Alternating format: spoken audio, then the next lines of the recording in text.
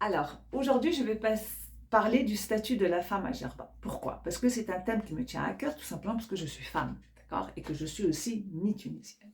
Mi-tunisienne. Ce que je vais dire, c'est mon opinion personnelle et ça n'engage que moi.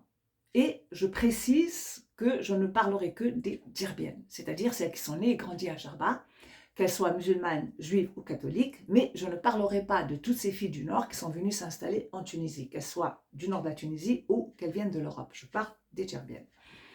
Pour en parler, évidemment, je vais d'abord préciser que moi, j'ai découvert Gerba les années 79 et que la première impression que j'avais eue, c'est que les femmes étaient complètement absentes de l'espace public et que la plupart des femmes ne travaillaient pas non plus. Et quand moi, j'ai commencé à travailler dans le tourisme et que j'avais posé la question aux hommes, les Gerbiens, je précise bien, ils m'avaient répondu que pour un Gerbien, c'était quand même honteux de faire travailler sa femme, parce qu'il était supposé pouvoir subvenir aux besoins de la famille sans l'apport matériel de sa femme, et que elle était censée rester à la maison, femme au foyer, s'occuper des enfants. D'accord. Ensuite, j'ai remarqué aussi que au niveau des lycées, j'avais remarqué que à la sortie des lycées, une chose qui avait tiré mon regard, c'était que les filles portaient des tabliers. Et j'avais posé la question, pourquoi elles portent des tabliers et pas les garçons? On m'avait dit, bah, c'est comme ça. Et quand j'ai essayé d'approfondir, je me suis rendu compte que finalement, elles portaient des tabliers tout simplement, voilà, parce qu'elles commençaient à être adolescentes et qu'il fallait cacher leur corps. Et je m'étais dit, mais attends, normalement, dans les lycées, on juge la fille d'après ses notes, on ne juge pas la fille d'après son physique.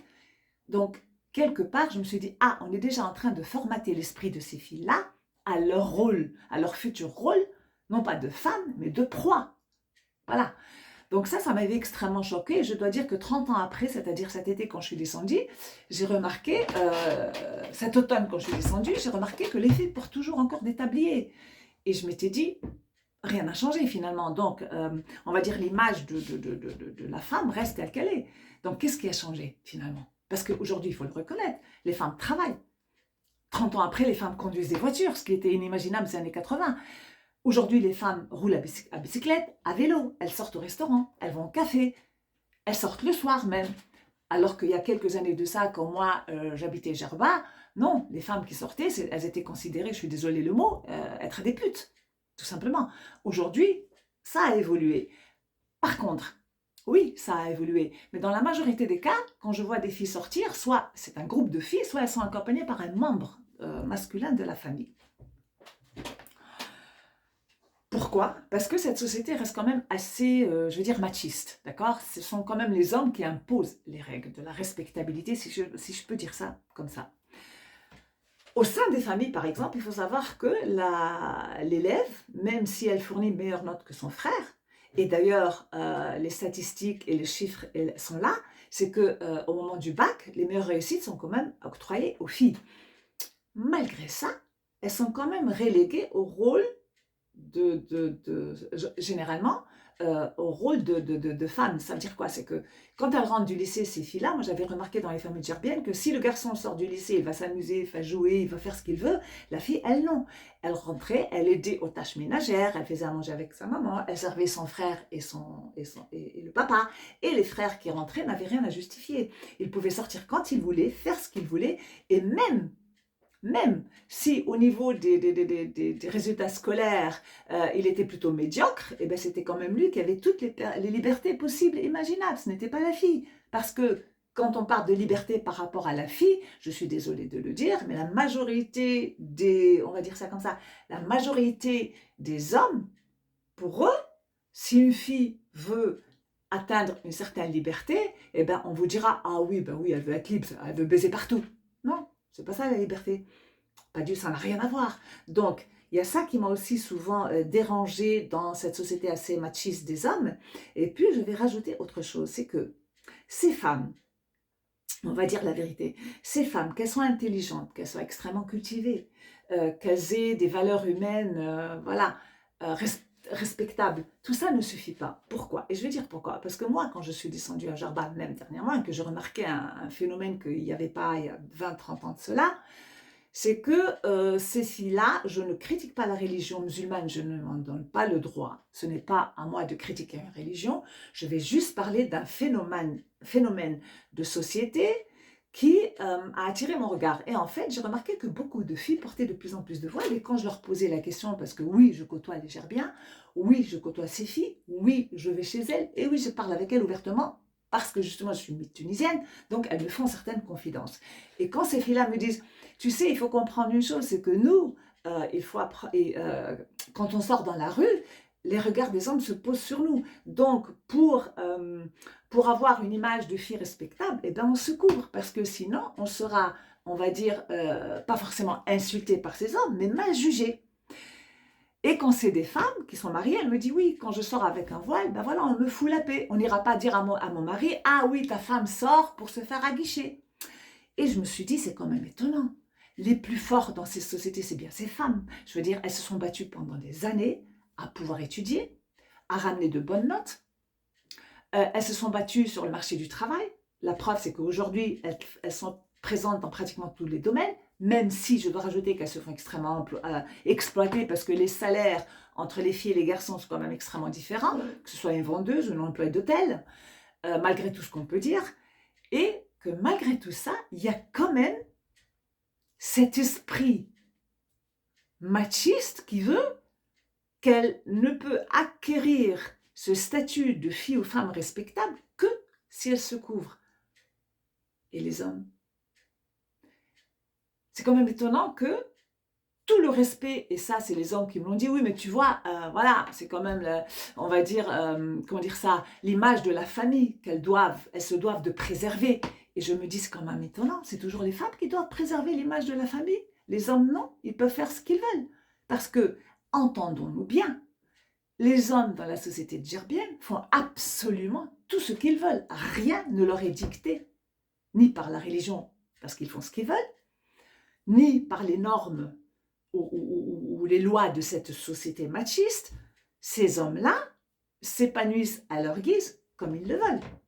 Et si beaucoup d'hommes se permettent de faire ce qu'ils veulent sans se justifier, pas les filles, pas les femmes. Or, si je dois dire une chose, c'est que moi j'ai un respect énorme envers ces filles parce qu'elles ont acquis une telle résilience. Vous imaginez se battre tous les jours contre cette injustice de la société, contre ce regard machiste, contre ces normes qu'on leur impose, contre ces interdictions. C'est énorme. Malgré tout, elles arrivent à étudier, à acquérir de bons diplômes, à travailler, participer à l'effort commun de la famille. Et malgré tous ces efforts qu'elles fournissent d'année en année, qu'est-ce qu'on fait dans la société djerbienne? Eh bien, on passe au pagne fin ce qu'elle dit, l'aspect physique qu'elle a, où elle va, avec qui elle s'assoit et avec qui elle parle. C'est-à-dire, on fait abstraction totale de toutes ces autres capacités, de cette intelligence à s'adapter et à se battre, de cette intelligence de pouvoir évoluer, de cette intelligence de pouvoir imposer petit à petit sa présence dans l'espace public.